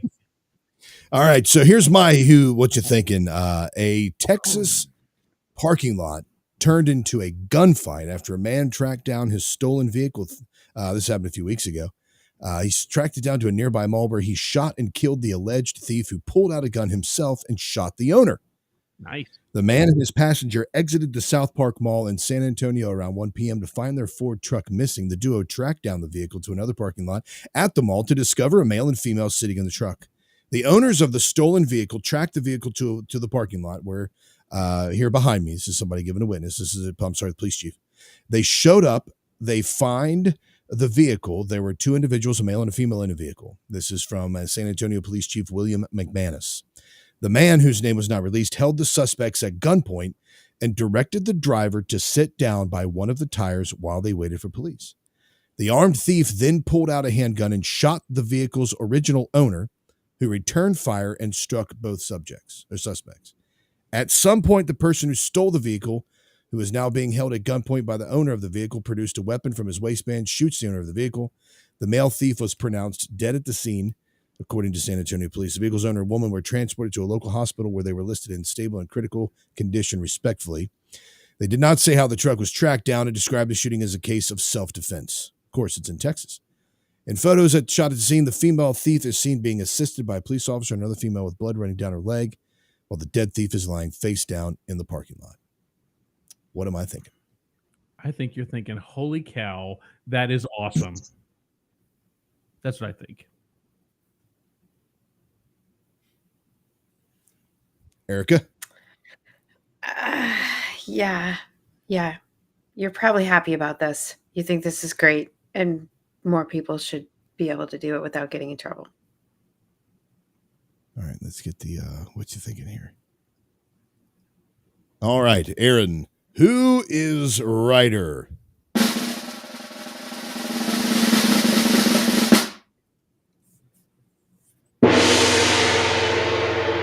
Y'all get the gong because you're both wrong. Oh, what? Oh, okay. Both wrong. I second guess myself. I'm going to be so mad about this right What now. you thinking? All right. I think that the gentleman who tracked down the car, this is what I would have done. You never know who's in that vehicle. You never know what they're going to do, why they stole your vehicle. I believe it was an unwise decision, not for him to track down his vehicle, but for him to approach the vehicle at gunpoint, and hold these people at gunpoint until the police officers arrived. I think it was unwise to do that. Now, if he would have come out and somebody were breaking into his truck and they pulled a weapon and he pulled and immediately fired in that situation, in an immediate situation, yes, that's self-defense. I wouldn't condone shooting somebody because they're stealing your truck, but if it's in a moment of self-defense, absolutely justified. If you tracked them down, approached them with a drawn weapon, I think it's unwise. I think it's tragic that this person lost their life.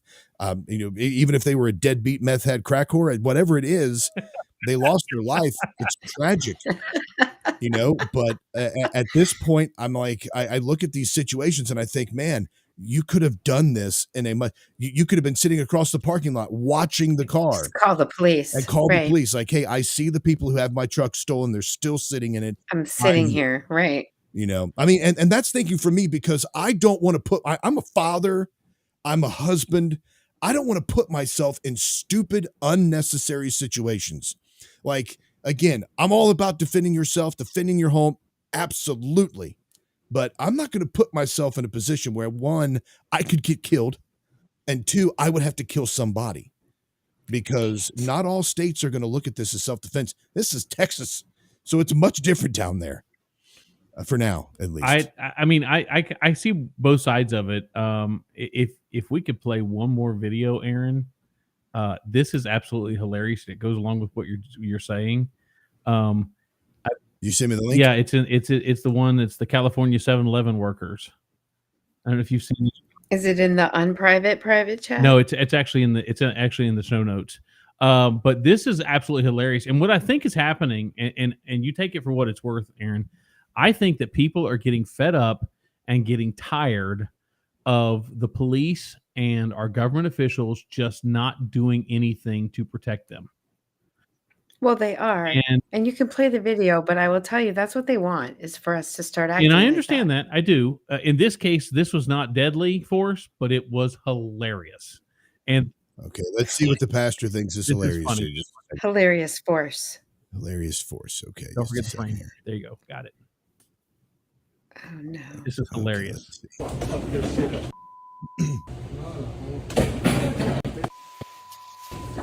This is not good, bro. I'm telling you. This is not good, bro. Hey, let me get a swisher though. Can I get a strip? Hey, can I get a swisher? Let me get a swisher. Back up. Back up. No, put a gun on this. Hey, just let him go. So he's just stealing indiscriminately. He's stealing tobacco here. Hey, don't. Hey, ain't nothing you can do, man. Don't do that.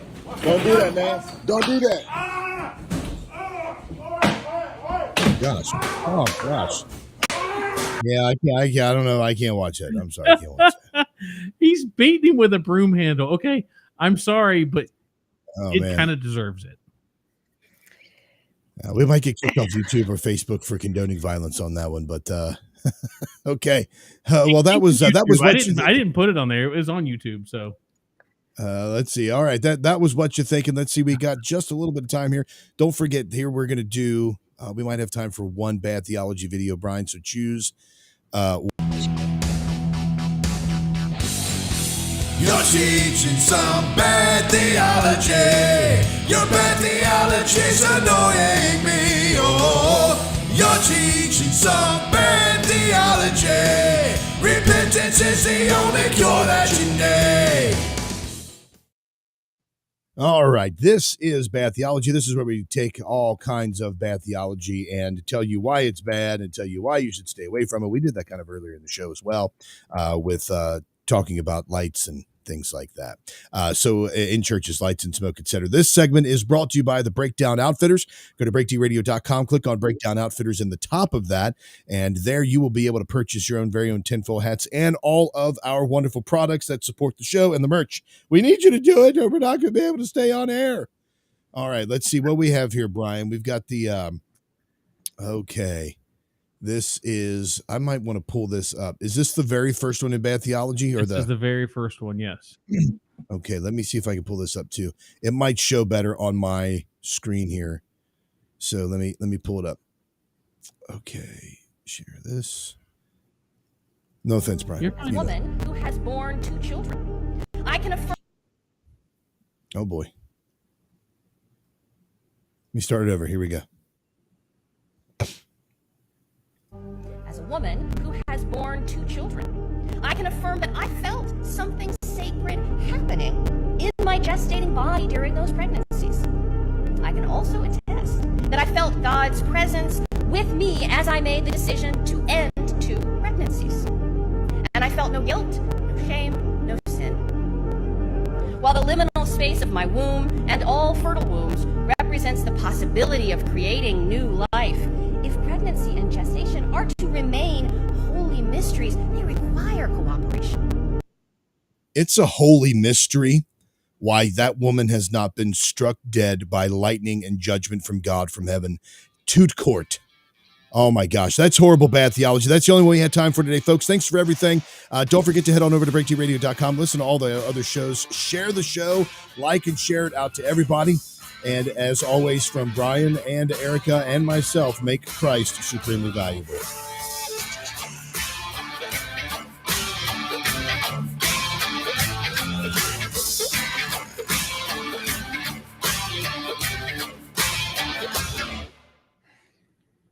All right. Yeah. Oh my gosh. That last one right there. That, oh man. I wish we had to blow your head. It's going to poof.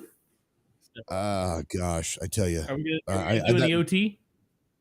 I honestly, I'm not going to be able to do OT. Are you crazy? Yeah.